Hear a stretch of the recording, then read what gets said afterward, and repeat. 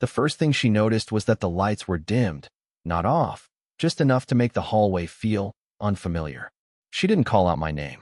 She kicked off her heels like usual. One landed sideways against the baseboard.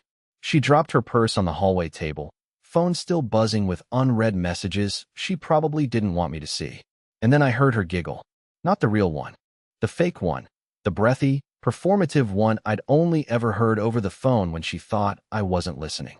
She was practicing it. She didn't know I was still home. I watched from the top of the stairs as she took off her coat, revealing the new dress. Red. Tight. Expensive. I had never seen it before. She twirled slightly in front of the hallway mirror, like she was rehearsing a scene. A silent show. One-woman performance. Then she paused. Her smile dropped. Her eyes locked on something behind her reflection. She stepped closer.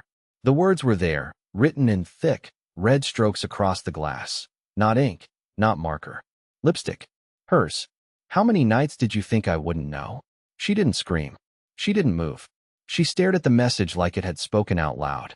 Like the mirror had finally answered her rehearsed little twirl with the one truth she couldn't perform her way out of. Her phone buzzed again. She didn't pick it up this time. I turned and walked back into the guest room. Door closed. No yelling. No accusations. I wanted her to sit with it. With the mirror. With herself. Because tonight, for once, I wasn't going to be the one shaking. She didn't move for what felt like a full minute. I was behind the guest room door, barely breathing, listening to the silence shift. There was no shattering glass. No footsteps racing upstairs to demand answers. Just stillness. That kind of tense, electric quiet that happens in the seconds before a storm slams your windows. Then came the sound of her phone, one final buzz, and silence again. I imagined her standing there, staring at the mirror like it had betrayed her. Like I had no right to say anything, let alone write it. Like I hadn't been bleeding in silence while she painted herself in new perfumes and midnight excuses. Eventually, I heard her step back. Slow. Measured. Then the creak of the bathroom door opening. She turned on the light. For a moment, the hallway flooded with brightness. Too clean, too white. Then it dimmed again as the door clicked shut behind her. She was hiding. I leaned back on the bed and stared at the ceiling. My hands were shaking. This wasn't revenge. Not yet. I didn't want to destroy her. I just wanted the lies to stop tasting like air freshener and denial. I wanted her to stop rehearsing fake joy in the mirror and start realizing someone noticed. That I noticed. 15 minutes passed. Then the door opened. Not the bathroom. The front door. It took me a second to process it. I sat up. Listened harder. Then I heard it. High heels on concrete. Fading. She left. She walked out. Still in the dress. I rushed to the window, pulled the curtain back just a sliver, and saw her speed walking to her car. No coat. No purse. Just the red dress. Her hair loose over one shoulder, and her keys in her hand like she'd just escaped a fire. The car door slammed, and she drove off. No hesitation. I waited until the tail lights disappeared into the street, then stood there for a long time, watching the emptiness she left behind. My heart wasn't racing anymore. It was just tired. The house felt abandoned, like her absence had peeled something away, a film, a mask, a noise I hadn't realized was always buzzing in the background. I went back to the mirror, wiped the message away with a towel. Then I opened the drawer under the sink and pulled out the small envelope I'd hidden there the night before. Inside was a single photo, folded twice, and printed from a cheap Walgreens machine. Her, him, the bar, her hand on his shoulder, his fingers brushing her waist, and a timestamp at the bottom that said everything. I slipped the photo under her pillow. Let her find that tomorrow. Because I wasn't done. Not yet. She came back at 2:13 a.m. I was awake, of course. I didn't even try to sleep. Just laid there, fully dressed, staring at the ceiling fan, listening to the tick of the thermostat like it was mocking me. The house was too quiet, the kind of quiet that makes you feel like you don't exist anymore. Like even the air had stopped acknowledging you. I didn't go downstairs when I heard the door open. I didn't rush to confront her. I wanted her to feel it, the difference in the air, the shift in temperature, the weight of that silent house. I knew the moment she stepped inside, she'd feel it too. That eerie stillness. The kind you only get when someone knows your secret, and they've stopped pretending. I heard her heels pause in the hallway. Then the familiar creak of her stepping into our room. She didn't say a word. I didn't either. She walked into the bathroom, and the light clicked on.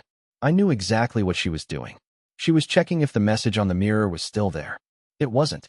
Just her reflection now. But not just her. The version of herself she hadn't faced in a long time. She came out of the bathroom slower. Her footsteps were softer now, like she didn't want to wake a ghost. I stayed perfectly still. I didn't even blink. When she finally slid into bed, she tried to do it quietly, as if that somehow made it better. As if being gentle with the mattress could erase the harshness of whatever she'd been doing the last few hours. The sheets shifted. Her arm barely grazed mine. Cold. Distant. And then she froze. I heard the soft sound of crinkling paper. She had found the photo. I didn't look at her. I didn't need to. I just whispered, "Tell me who he is." She didn't respond. For a long time, all I could hear was her breath, ragged, uneven, the kind of breathing people do when they're trying not to break. But it was too late for that. She knew the picture wasn't random. I hadn't found it by accident. The timestamp was circled. The bar name was visible in the background. Her hand placement wasn't just friendly. And the way she tilted her head, she didn't smile like that for me anymore. Finally, she whispered, "I don't know what you think you saw." It was the worst possible answer. Not denial.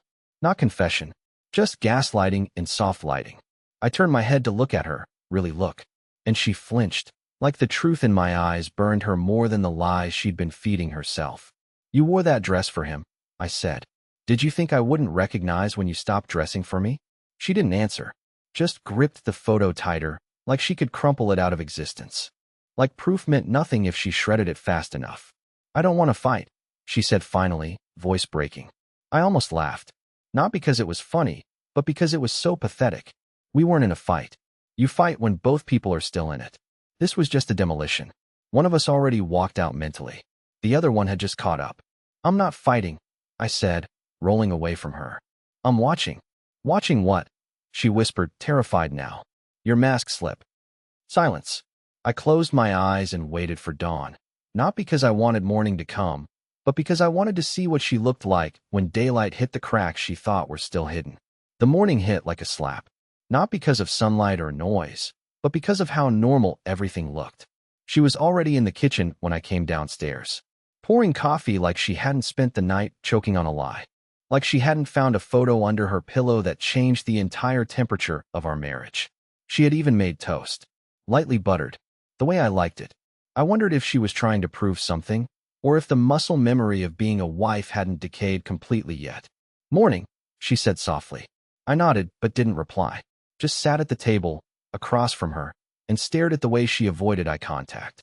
She was wearing an old sweatshirt, one she only used on days she felt guilty or bloated or both. Her hair wasn't done. Her nails were chipped. Her voice trembled just a little when she asked, "Do you want orange juice, or—" "Who is he?" I asked, interrupting. Silence. She didn't act shocked. She didn't gasp or cry or do the dramatic, hand-on-chest denial. She just blinked a few times and whispered, "It's not what you think." I smiled bitterly. That line again. "You wore a dress you never bought for me," I said quietly. "You sprayed cologne that doesn't live in this house. You giggled at yourself in the mirror like you were auditioning for a man you actually wanted to impress. Then you got in your car at midnight and didn't come home until 2 in the morning. Still nothing. You came back smelling like shame, Marla." There. I said her name for the first time since this began. She finally looked at me. Her eyes were wet, but not from sadness, from fear. The kind of fear people have when they realize the game's up, but haven't figured out the next move yet. "I'm not sleeping with him," she mumbled. "But you were going to." I leaned forward. "And the only reason you didn't, if you didn't, is because I wrote on the mirror." She lowered her gaze. "That was all the confirmation I needed." "I didn't plan to," she whispered. "You bought a dress." She opened her mouth, then closed it. Her jaw tightened. She stood up suddenly and walked toward the sink, like washing her hands would somehow rinse her guilt. "Why him?" I asked. "Who is he? Someone from work? One of your friends I've never met?" She didn't turn around, just shook her head slightly and whispered, "It's not serious." That made me laugh. I couldn't help it. Not a hearty laugh, a broken, hollow one. The kind you let out when your world collapses, but your body still thinks humor might save it. "It's not serious," I repeated, tasting the words like poison. "You weren't supposed to seriously betray me. Just casually." She turned then. Tears in her eyes now, for real. I was lonely, okay? You stopped noticing me. You work late. You never touch me anymore. You stopped looking like someone who wanted to be touched, I said. You stopped talking to me unless it was about groceries or your phone charger. You gave your smiles to your phone and your silence to me. She opened her mouth again, but I wasn't finished. And the worst part is, I still wanted to fix it. Even after the photo, even after the mirror, I still wanted you to be the person I believed in. But you weren't. She sank down onto the floor, legs folding under her like her spine gave up. Her breathing was shaky. She was crying now, but I felt nothing. I stood up slowly and walked out of the kitchen. I didn't slam the door. I didn't scream. But I grabbed my backpack from the hall closet, already packed. And as I passed the hallway mirror, I caught a glimpse of myself. For the first time in months, I didn't look pathetic. I looked done. I didn't leave her with a dramatic letter. No voicemail, no text, no teary goodbye speech. Just quiet. And honestly, I think that hurt her more than if I had screamed. The backpack had been packed for a week, not because I expected to leave her, but because I'd been trying to scare myself straight. I thought if I packed it and looked at it every day, it would remind me what walking away really meant. But now, I wasn't scared anymore. I went to my brother's place, Everett. He lives in this one-bedroom apartment above a garage he rents for cheap. Smells like coffee and dust, and the toilet runs constantly. But he opened the door without a single question. Just saw my face, stepped aside, and said, "Couch pulls out. You don't have to talk." I didn't.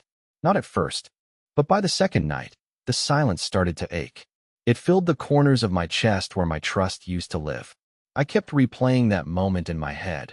Her reading the message on the mirror, her staring at the photo under her pillow, her stupid, "It's not serious," like it was a defense. Like downplaying betrayal made it something else. Softer, less sharp. By the fourth night, she texted. Just my name, Dale. No punctuation. No follow-up. I ignored it. The next morning, 3 more messages. One asking where I was. One saying she deserved a conversation. And one asking if I was okay.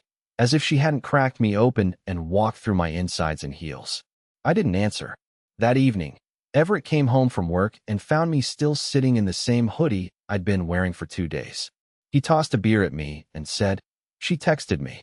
That jolted me upright. What? What did she say? She asked if you were here. I didn't answer. I nodded, numb. He added, "Want me to block her?" I shook my head. No. Let her sit in it. Let her imagine. The next day, I found a manila envelope outside Everett's door. No postage. No name. Just my name written in handwriting I knew too well. I didn't want to open it. I stared at it for 10 minutes. My brain kept telling me not to give her the satisfaction, not to let her drag me back into her maze of guilt and spineless justifications. But I opened it. Inside was a letter, handwritten, and a photo. The photo was of us. From 3 years ago. We were at a lake. I remember the day. I had just gotten a promotion. She packed a picnic and surprised me. She looked happy in the photo. I looked like I couldn't believe my luck. On the back of it, she'd written, "I forgot what we looked like before I started ruining everything." And then the letter. I won't write the whole thing here, but I'll give you the part that made my throat close up. It was never about love, Dale. I never stopped loving you. It was about feeling seen.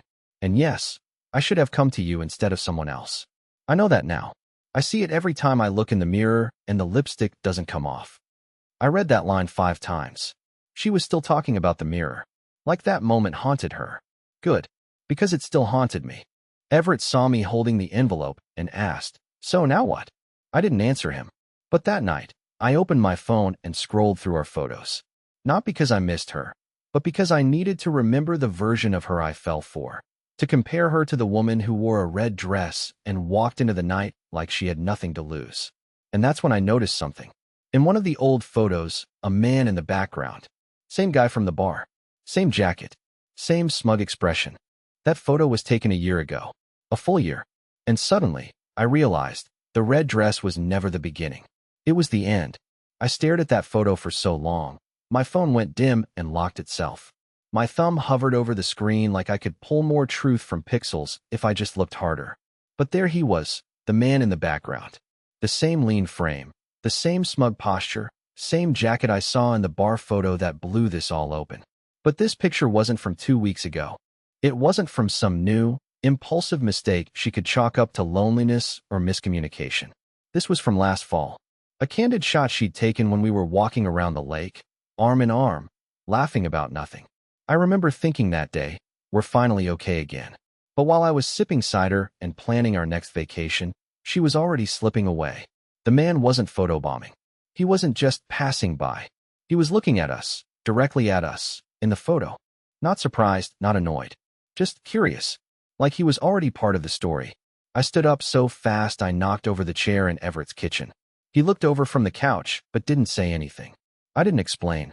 I just walked to the door, grabbing my keys from the bowl by instinct. "Where are you going?" he asked cautiously. "I need to see her," I muttered. "I think she's been lying longer than I thought. Much longer." He didn't stop me. I think part of him knew I had to burn whatever was left of the truth to finally move on. When I got back to the house, it felt like breaking into my own life. My key still worked, but nothing inside felt like it belonged to me anymore. Same couch, same photo frames, same faint lavender scent from the hallway diffuser she always kept running. But none of it felt real now. She was in the kitchen again, this time in sweats and one of my old college hoodies. Her eyes were puffy. She looked smaller, like someone had drained her confidence and poured guilt in its place. She didn't speak when she saw me, just stood there frozen, like she couldn't tell if this was going to be a conversation or a final goodbye. I pulled the photo up on my phone and turned the screen toward her. "Do you see him?" I asked. She blinked, looked down, and her entire face changed. Her lips parted like she was about to lie, then closed again. Her hand slowly reached out for the phone, but I didn't let it go. "You said it wasn't serious," I said, voice low and shaking. "You said you were lonely, that it just happened recently, that I stopped noticing you." "Dale, how long?" I interrupted. "How long has he been following us around our own life like a ghost I couldn't see?" She finally spoke. Quiet, almost childlike. "Since before the lake," she whispered. "Almost 2 years." I stumbled back. 2 years. She looked like she had been holding that number in her mouth for months, maybe longer. Like she'd been waiting for me to either catch her or forget to care. I couldn't breathe. 2 years meant anniversaries, birthdays, holidays, shared meals, hospital visits, all with a third presence quietly haunting us. It meant I had confided in her while she was emotionally somewhere else. It meant every "I love you" she had said had a phantom echo I never heard. "Why didn't you leave me?" I asked. "If you wanted someone else, why keep pretending?" Her answer was a whisper, but it tore through me louder than a scream. "Because I didn't want to lose what I had with you. I just didn't know how to feel it anymore." That was when I knew. She didn't cheat to find someone better. She cheated because she didn't even know who she was anymore, and I wasn't enough to help her remember. And somehow, that hurt worse. I turned to leave. She didn't stop me this time. No begging. No more excuses. Just silence. But as I opened the door, she said one final thing. A quiet plea I almost didn't hear. "He's married too." I froze. Turned slowly. "What did you say?" She didn't look at me. Just wiped her eyes and repeated, "He's married. Has a daughter. I'm not the only one who's going to lose everything." It hit me all at once. This wasn't just betrayal. This was complicity. And it wasn't over. Not even close. I didn't leave right away. I couldn't. I stood in the open doorway, one foot outside, one still stuck in the house that used to be mine. Her words echoed in my skull like a fire alarm that wouldn't shut off. "He's married. Has a daughter." So it wasn't just me who was lied to. It wasn't just my home that was desecrated with secrets. There was another home, another family, a child. I turned back toward her, and for a second, she looked like she was going to collapse. Her shoulders caved inward, eyes red, lips trembling. It was the first time she looked ashamed, not guilty, not cornered, but ashamed. Like she finally realized this wasn't just infidelity. This was damage. "You were okay being someone's secret?" I asked. My voice cracked in the middle. "You were okay helping him cheat on a child's father?" She didn't answer right away. "I didn't know at first," she said. "And when I found out, it was too late. I couldn't pull away. Too late." Like this was a highway exit she missed, not a deliberate series of meetings, kisses, messages, hotel rooms. "Does his wife know?" I asked, almost afraid to hear the answer. "No." "Does she even know you exist?" Marla hesitated. "She might suspect something. She called once. From his phone. He said it was a work mix-up. I felt like vomiting. She hadn't just betrayed me. She'd become a weapon in someone else's betrayal. A willing tool. A second shadow hiding under another woman's marriage, wearing perfume and lies, parading in red dresses through the wreckage of lives she didn't even belong to. You realize what this means, right? I said, pacing now, trying to grasp something real. You didn't just ruin our marriage. You helped destroy theirs. I didn't mean to. You did it anyway, Marla. I caught myself yelling, then stepped back and rubbed my face with both hands. I could taste bitterness in the back of my throat. It wasn't about anger anymore. It was grief, not just for what I lost, but for the version of her I would never get back. She approached me slowly, carefully, like I was some wounded animal she didn't want to spook. Dale, please. I need you to understand something. I didn't fall in love with him. I was addicted to the escape. That sentence hit harder than anything else she'd said all week. Addicted to the escape. So our life, our years together, our struggles, our grocery runs, our lazy Sundays, all of that was the prison. And he was the release.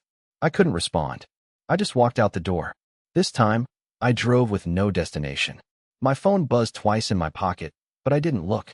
I ended up parked near a gas station 15 miles out, sitting in the lot, watching strangers go in and out with bags of snacks and coffee, living lives that weren't cracked open.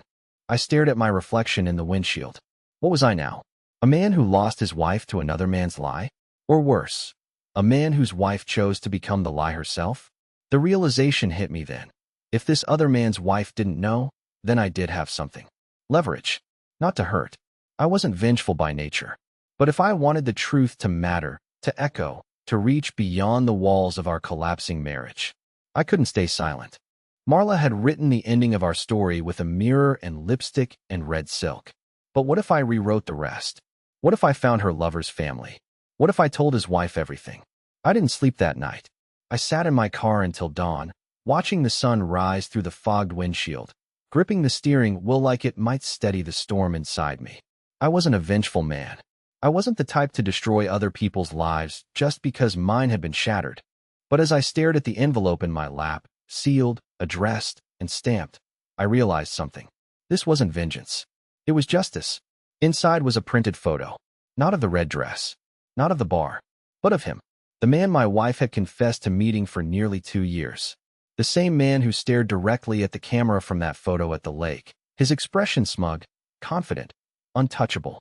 Along with it, I had written a short letter. Polite, cold, truthful. You don't know me, but I believe you deserve the truth about your husband, just as I did. I am not reaching out to hurt you. I'm doing what I wish someone had done for me much sooner. I dropped the envelope into a mailbox at 6:13 a.m. My hands were shaking, but my heart wasn't. For the first time in weeks, I felt calm. I went back to Everett's place. He didn't ask any questions, just slid a mug of coffee toward me and nodded. She's been calling, he said eventually. I know. You gonna talk to her? I didn't answer right away. Later that afternoon, I went home, not to her, but to me. I needed to face the house one last time. Walk through the ruins of what I thought my life was and finally accept that it wasn't coming back. When I arrived, Marla was on the porch. She stood up the moment she saw me, eyes red, face pale, sweater too big like she hadn't changed in days. I got your message, she said softly. You mailed it. I raised an eyebrow. How? He called me, screamed, cried, said his wife left with their daughter last night. She packed a bag and said she needed space. I said nothing. I know it was you, she added. I'm not mad. I nodded. Good. I didn't do it for you. She looked like she might break apart again, but I didn't move to comfort her. Dale, she began, voice trembling. Do you think people can come back from this? Not us. I mean people. Some, I said, but not by pretending it didn't happen. She nodded slowly. I'm getting help. I don't want to be this person anymore. That was the first time I believed her. We didn't fight. We didn't hug. We just stood there on the porch, two people who had burned the same house down and finally stopped pretending it was smoke from the neighbors. She moved out a week later. Divorce was quiet. Mutually signed. No drama. No war. Months passed. Seasons changed. I started hiking again. I read books I never finished. I reconnected with old friends who had drifted away during the Marley years. And one afternoon, while standing in line at the local bookstore, I met someone. She was nothing like Marla. She didn't wear perfume that overpowered the room. She didn't flirt with silence or flash curated smiles. She was awkward, laughy, real. Her name was Cora, and she told me I looked like a man who used to love poetry but forgot why. I asked her out that same day, and as I walked her home after our second date, she said something that stopped me cold, something no one had said to me in years. You make people feel safe just by being near them. I didn't cry then, but I wanted to. Because after everything, the lipstick, the photo, the mirror, the man, the silence, I had finally come back to the version of myself I thought was gone. Not a victim, not a fool, not a placeholder, just a man, rebuilt, and ready to live.